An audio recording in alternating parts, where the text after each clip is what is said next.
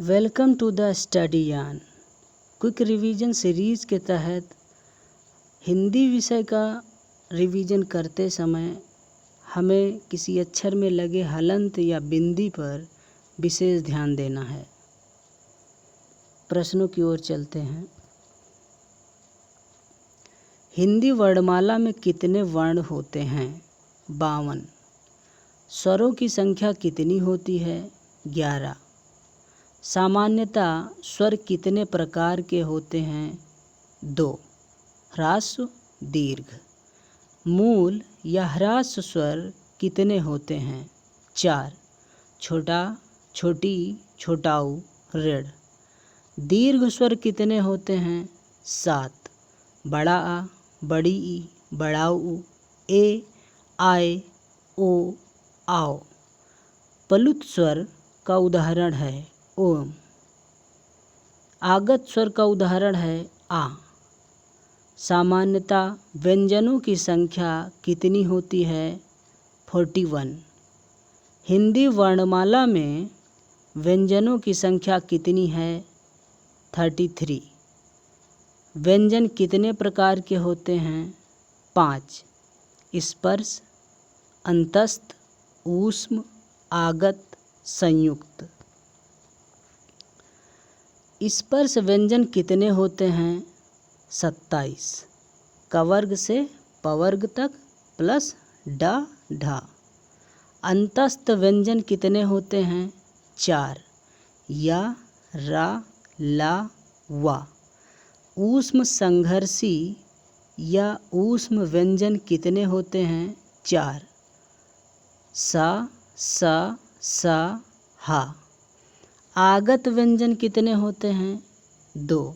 ज, फ। ड, ढ स्पर्श व्यंजन के अतिरिक्त और क्या कहलाते हैं? उत्क्षिप्त व्यंजन। ज, फ का आगत व्यंजन के अतिरिक्त और क्या नाम है? विदेशी। अग्र स्वर कौन से होते हैं? छोटी, बड़ी, ए, आए। मध्य स्वर कौन सा होता है? आ। पश्च स्वर कौन से होते हैं? बड़ा आ, छोटा ऊ, बड़ा ऊ, ओ, आओ, आ। संवृत स्वर कौन होते हैं? बड़ी ई, बड़ा ऊ। अर्ध संवृत स्वर कौन से हैं? छोटी ई, छोटा ऊ। विवृत स्वर कौन से हैं? बड़ा आ, ए, आओ। अर्ध स्वर किसे कहते हैं? या, व। आगत स्वर किसे कहते हैं? आ। लुंठित व्यंजन कौन सा है? रा। पार्श्विक व्यंजन के नाम से किसे जाना जाता है? ला। अघोष व्यंजन कौन से हैं? प्रत्येक वर्ग के प्रथम और द्वितीय वर्ण तथा स। घोष या सघोष व्यंजन कौन से हैं? प्रत्येक वर्ग के तृतीय, चतुर्थ, पंचम वर्ण तथा ड, ढ, ज, या, रा, ला, व, हा। सभी स्वर कैसे होते हैं? घोष या सघोष। अल्प प्राण व्यंजन कौन से हैं? प्रत्येक वर्ग का प्रथम, तृतीय, पंचम वर्ण तथा अंतस्थ वर्ण। महाप्राण व्यंजन कौन से होते हैं? प्रत्येक वर्ग के द्वितीय व चतुर्थ वर्ण तथा ऊष्म वर्ण। सा को क्या कहते हैं? मूर्धन्य सा। सीटी सा को क्या कहते हैं? तालव्य सा। सपेरा सा को क्या कहते हैं? दंती सा। श्री कामता प्रसाद ने विराम चिन्हों की संख्या कितनी बताया है? 20। जिन हिंदी वर्ण का उच्चारण करते समय केवल श्वास का प्रयोग किया जाए उन वर्णों को क्या कहते हैं? अघोष। दंतोष्ठ व्यंजन कौन सा है? वा। स्वर यंत्री व्यंजन कौन सा है? हा। संयुक्ताक्षर छा किसके योग से बनता है? का प्लस मूर्धन्य सा। संयुक्ताक्षर ज्ञा किसके योग से बनता है? ज प्लस इया। ता प्लस रा किस संयुक्ताक्षर का योग है? त्रा का। स्रा संयुक्ताक्षर किसके योग से बनता है? तालव्य सा प्लस रा। हिंदी शब्दकोश में छा का क्रम किसके बाद आता है? का। ए आए उच्चारण के स्थान के आधार पर क्या कहलाते हैं? कंठ तालव्य। अयोग्य वाह वर्ण कौन से हैं? अन आह। अनुस्वार किसे कहते हैं? अन। विसर्ग किसे कहते हैं? आह। उर्दू किस भाषा का शब्द है? तुर्की। उर्दू शब्द का क्या अर्थ है? शाही शिविर या खेमा, जिसे तंबू भी कहते हैं। भाषा की लघुतम सार्थक इकाई क्या है? ध्वनि या वर्ण? दोनों ऑप्शन में होने पर वर्ण सही उत्तर होता है। श्री कामता प्रसाद गुरु जी के अनुसार विराम चिन्हों को किस भाषा से लिया गया है? अंग्रेजी। हंस पद विराम चिन्ह का क्या संकेत है? Monkey cap. हंस पद विराम चिन्ह को अन्य किस नाम से जाना जाता है? त्रुटि विराम या विस्मरण चिन्ह। किसी कठिन शब्द को स्पष्ट करने के लिए किस विराम चिन्ह का प्रयोग किया जाता है? कोष्टक चिन्ह। मिश्रित और संयुक्त वाक्य में विरोध का भाव प्रकट करने के लिए किस विराम चिन्ह का प्रयोग किया जाता है? अर्धविराम। संयोजक चिन्ह को अन्य किस नाम से जानते हैं? सामासिक चिन्ह। सामाजिक यहाँ लिखा है जो कि गलत है, सामासिक चिन्ह। देशी शब्द किसे कहते हैं? स्थानीय बोलियों या उपभाषाओं से आए क्षेत्रीय शब्द को। शब्द के कितने भेद होते हैं? 8। शब्दों को विकार की दृष्टि से कितने भागों में बांटा गया है? 2। विकारी, अविकारी। विकारी शब्द कितने प्रकार के होते हैं? 4। संज्ञा, सर्वनाम, क्रिया, विशेषण। अविकारी शब्द के कितने भेद हैं? 4।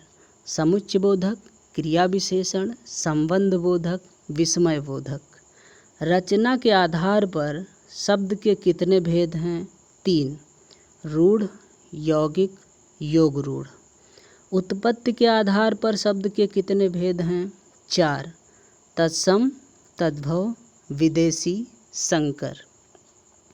अर्थ के आधार पर शब्द के कितने भेद हैं? 4।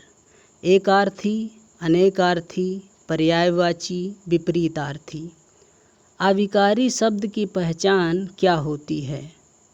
ज्यों का त्यों प्रयोग किए जाते हैं, जैसे और, किंतु आदि। संस्कृत में उपसर्गों की संख्या कितनी बताई गई है? 19 या 22। हिंदी में उपसर्गों की संख्या कितनी मानी गई है? 10।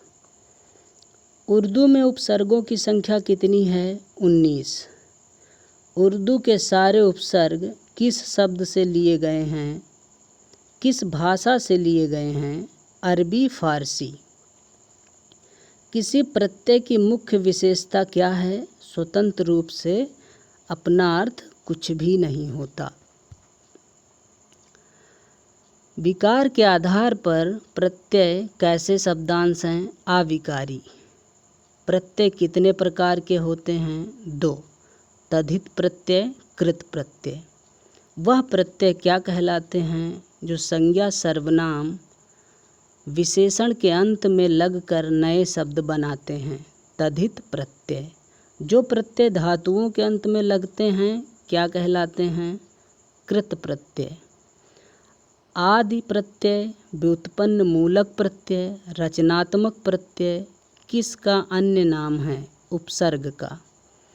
अर्थ के अनुसार वाक्य के कितने भेद हैं? 8। वाक्य कितने मुख्य खंडों में विभाजित होता है? 2। उद्देश्य, विधेय। रचना के अनुसार वाक्य के कितने भेद हैं? 3। साधारण वाक्य, संयुक्त वाक्य, मिश्रित वाक्य। शब्द भाषा की कैसी इकाई है? स्वतंत्र और सार्थक। सामान्यतः शब्द के कितने प्रकार होते हैं? 2। सार्थक, निरर्थक। काजू शब्द का संबंध किस भाषा से है? पुर्तगाली भाषा। चुगलखोर कैसा शब्द है? संकर। वाक्य में प्रयुक्त शब्द को क्या कहते हैं? पद। वाक्य में शब्दों का क्रम कैसे निर्धारित होता है? पद क्रम से। उद्देश्य और विधेय किसके अंग हैं? वाक्य के। किसी वाक्य का अंग उद्देश्य से क्या निर्धारित होता है? कर्ता। धोनी ने 1 ओवर में 5 छक्के लगाए। इस वाक्य में उद्देश्य क्या है? धोनी। तहसीलदार कैसा शब्द है? शंकर। किताब घर कैसा शब्द है? शंकर। खन खन कैसा शब्द है? द्रव्यनात्मक। रिक्शा शब्द किस भाषा से संबंधित है? जापानी। बेगम, दरोगा और चाकू किस भाषा से संबंधित शब्द हैं? तुर्की। अलमारी किस विदेशी भाषा का शब्द है? पुर्तगाली। आलपिन और गमला किस भाषा के शब्द हैं? पुर्तगाली। 2 भिन्न भाषाओं के मेल से बना शब्द क्या कहलाता है? संकर। उच्चारण शब्द में कौन सा उपसर्ग है? उत। संस्करण शब्द में उपसर्ग क्या है? सम। कैंची किस भाषा का शब्द है? तुर्की। जिन शब्दों की व्युत्पत्ति का पता नहीं चलता उन्हें क्या कहा जाता है? देशज। वकील किस भाषा का शब्द है? अरबी। 19 शब्द में उपसर्ग क्या है? उन। संज्ञाओं के साथ आने वाली विभक्तियों को क्या कहा जाता है? विशलिष्ट।